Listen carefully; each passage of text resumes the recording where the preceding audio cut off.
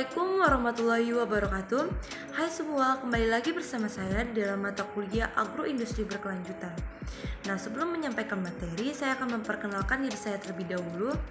Perkenalkan, nama saya Sriwayuni dari Fakultas Pertanian Prodi Teknologi Industri Pertanian dengan nomor NIM 201042009. Nah, di sini saya akan menyampaikan materi dengan tema karakteristik ikan. Nah, di sini saya akan menjelaskan tentang materi saya, yaitu ikan.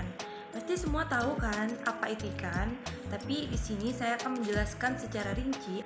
Ikan adalah anggota vertebrata poikilometik yang hidup di air dan bernapas dengan insang.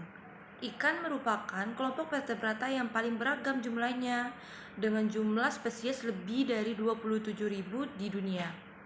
Sedangkan secara umum, ikan didefinisikan sebagai hewan yang hidup di air, bertulang belakang, bergerak menggunakan sirip, dan bernapas dengan insang.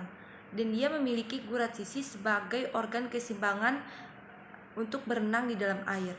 Nah, selanjutnya saya akan menjelaskan tentang klasifikasi dari ikan. Tubuh ikan ditutupi oleh sisik-sisik yang berlendir. Nah, fungsi lendir ini agar memudahkan ikan untuk bergerak di dalam air. Nah, sisik ini terbuat dari zat kapur. Pada sisi kiri dan kanan tubuh terdapat gurat sisik yang berfungsi sebagai alat keseimbangan dan juga sebagai penentu arah arus air. Di dalam klasifikasi ikan terdapat jenis-jenis klasifikasi. Nah, yang pertama ada ikan tanpa rahang atau disebut juga dengan agnatha. Ada yang tahu nggak sih apa itu agnatha? Nah, agnatha itu sesuai dengan namanya berarti tidak memiliki rahang. Agnatha memiliki mulut berbentuk lingkaran dan gigi yang terbentuk dari zat tanduk. Dan dia mempunyai lidah tapi tidak memiliki kulit yang bersisik. Rangkanya terbentuk dari tulang rawan dan dia hanya mempunyai 2 rongga pada jantungnya. Sebagian besar agnatha dia hidup di perairan lautan atau di air tawar.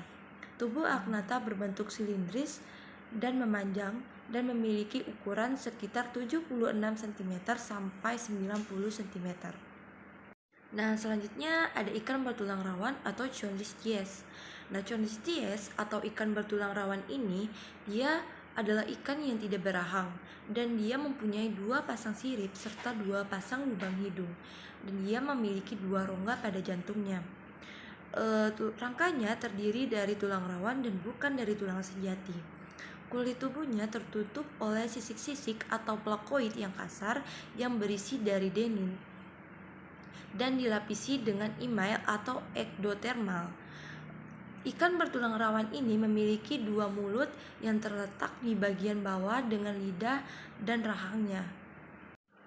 Nah, jenis klasifikasi ikan terakhir ada ikan bertulang keras atau Osteichthyes. Nah, semua ikan yang termasuk dalam kelas ini dia sebagiannya memiliki tulang yang sangat keras dan mulut serta hidung yang berbentuk vertikal. Celah-celah vertikalnya tertutup dan tidak terlihat dari luar. Dan dia hanya memiliki 1 partikel pada jantungnya. Ikan ini biasanya hidup di lautan, air tawar, dan di rawa-rawa.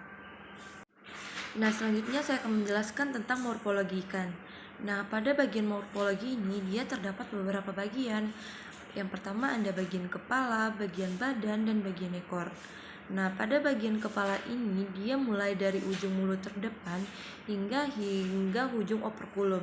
Nah, operkulum ini merupakan tutupan insang. Adapun organ yang terdapat pada bagian kepala ini antara lain mulai dari mulut, rahang, gigi, sunggut, cekungan hidung, mata, insang, operkulum, otak, dan jantung. Dan terkadang pada beberapa bagian ikan atau beberapa ikan dia terdapat alat pernapasan tambahan dan sebagainya. Nah, yang kedua ada bagian badan. Nah, pada bagian badan ini yakni dari mulai ujung operkulum paling belakang sampai pangkal awal sirip belakang atau sering dikenal dengan istilah sirip dubur. Nah, yang ketiga ada bagian ekor. Nah, bagian ekor ini mulai dari pangkal awal sirip belakang atau dubur sampai dengan ujung terbelakang sirip ekor. Adapun pada bagian ini antara lain anus, sirip, sirip ekor. Nah, selanjutnya saya akan menjelaskan tentang ciri-ciri dari ikan. Nah, yang pertama, ikan itu bernapas dengan insang. Pasti semuanya tahu kan kalau ikan itu bernapas dengan insang. Nah, insang ini merupakan alat pernapasan yang terdapat pada banyak organisme di air, yang berfungsi untuk mengekstrak oksigen yang larut dalam air dan mengeluarkan karbon dioksida. Nah, yang kedua, ikan itu dia berdarah dingin. Karena ikan itu tergolong dalam organisme yang berdarah dingin atau poikiloterm. Artinya, suhu tubuh ikan dia dipengaruhi oleh lingkungan tempat dia tinggal. Nah, suhu tubuhnya itu pada bagian dalam ikan lebih tinggi dibandingkan suhu tubuh pada bagian luar tubuhnya. Nah, yang ketiga ada pengembangbiakan. Nah, ikan itu dia bersifat ovivivar, dan vivivar. Nah, vertisiliasi ikan dapat terjadi di luar tubuh atau di dalam tubuh. Jadi ikan itu berkembang biak dapat secara eksternal dan dapat secara internal juga. Nah, alat reproduksi ikan dia terdapat terpisah atau bersifat hemaporodit. Nah, selanjutnya saya akan membahas tentang habitat dari ikan. Pasti semua tahu dong bahwa air merupakan habitat dari ikan. Nah, tapi di sini saya akan menjelaskan secara spesifik habitat dari ikan itu.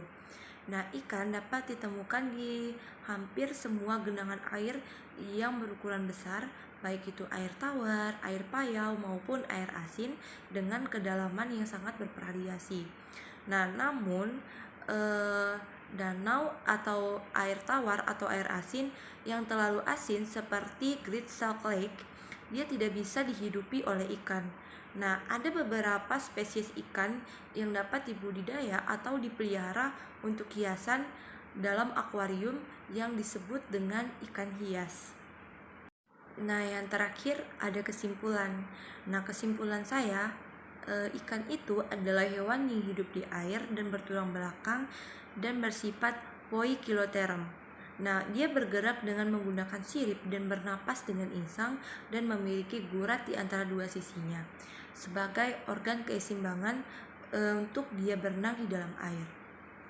Nah, sekian dari materi yang saya sampaikan. Jika ada kekurangan atau kesalahan kata, saya mohon maaf. Wabillahi taufiq wa hidayah. Wassalamualaikum warahmatullahi wabarakatuh.